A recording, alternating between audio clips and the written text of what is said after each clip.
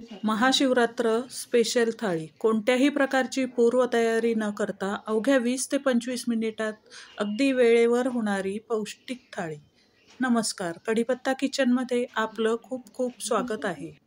इथे मी अर्धी वाटी दही घेतलं आणि दही व्यवस्थित फेटून घेतलंय. दही जास्त आंबट नाही घ्यायचं. त्यामध्ये मी अगदी चिमटीभर मीठ टाकलंय. तुम्ही जर दह्यामध्ये मीठ खात नसाल तर नाही टाकलं तरी चालेल. 1 चमचा पिठी साखर टाकली. पाव चमचा भाजलेल्या जिऱ्याची पावडर टाकली आणि हे सर्व व्यवस्थित मिक्स करून घेतलं. त्यामध्ये मी थोडंसं सफरचंद, थोडेसे केळं,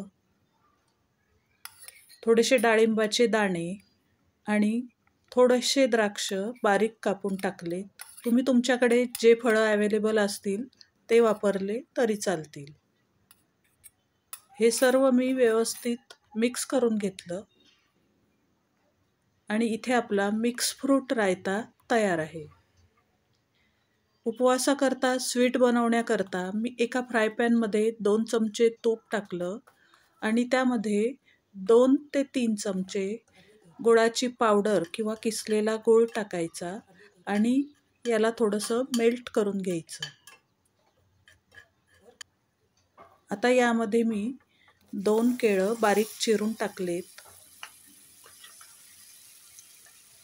आणि त्या गुळामध्ये हे व्यवस्थित मिक्स करून घ्यायचे. अतिशय छान अशी ही स्वीट रेसिपी तयार होते. तुम्ही एकदा या पद्धतीने ही रेसिपी नक्की करून बघा.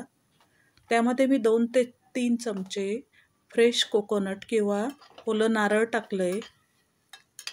ते व्यवस्थित मिक्स करायचं आणि नंतर त्यामध्ये थोडेसे मिक्स ड्रायफ्रूट टाकायचे.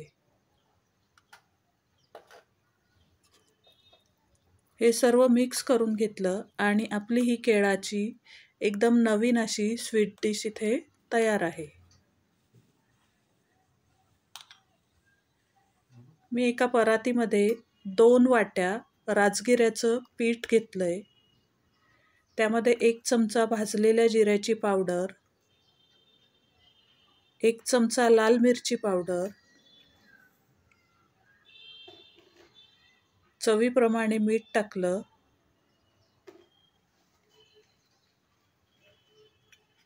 2 चमचे मी यामध्ये तेल टाकलंय. तेल मी गरम नाही केलेलं, नॉर्मल टेम्परेचरचंच तेल टाकलंय. त्यामुळे पराठा छान मऊ होतो.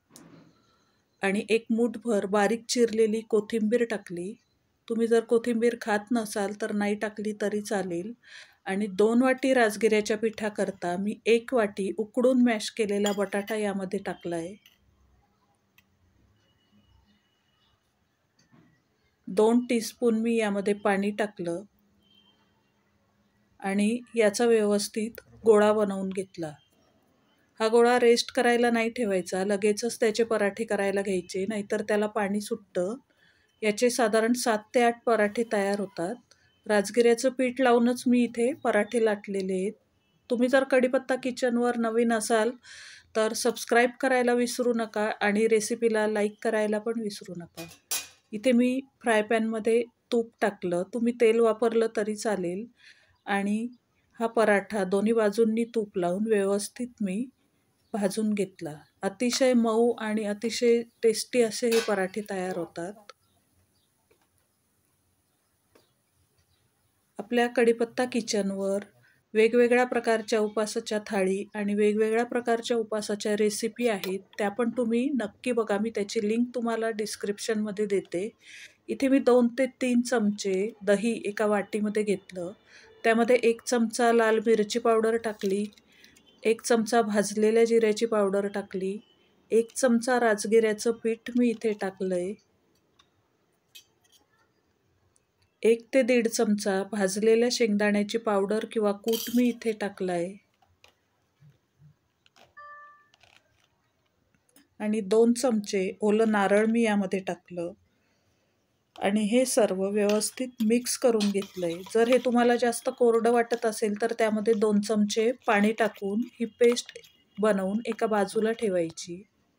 कढईमध्ये मी 2 टेबलस्पून तेल घेतलं. त्यामध्ये 1 चमचा जिरे टाकले. जिरे तडतडल्यावर मी त्यामध्ये कढीपत्ता टाकला, 2 मिरच्या मी उभ्या चिरून इथे टाकल्या आहेत आणि आता त्यामध्ये ही पेस्ट टाकून तेल सुटेपर्यंत ही पेस्ट व्यवस्थित परतून घ्यायची. पूर्ण व्हिडिओमध्ये मी जिथे कुठे जिरे, कोथिंबीर, कढीपत्ता याचा वापर केला आहे, तर त्या गोष्टी जर तुम्ही उपासाला खात नसाल तर तुम्ही नाही टाकल्या तरी चालतील.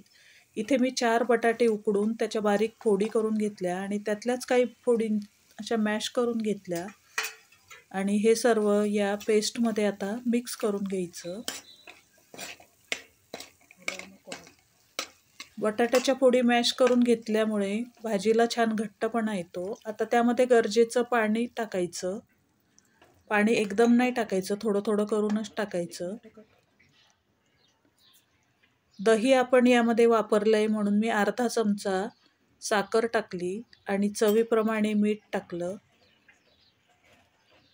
त्यानंतर थोडीशी कोथिंबीर टाकली आणि ही जी भाजी आहे तर ही मध्यम गॅसवरती छान शिजवून घ्यायची.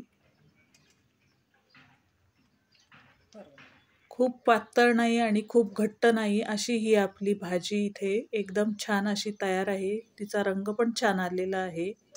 तुम्हाला जर कढीपत्ता किचनवरची ही थाळी आवडली असेल तर कढीपत्ता किचनला सबस्क्राईब करायला विसरू नका, रेसिपीला लाईक करायला विसरू नका आणि कढीपत्ता किचनवरच्या बाकीच्या सर्व रेसिपी नक्की बघा. थँक्यू.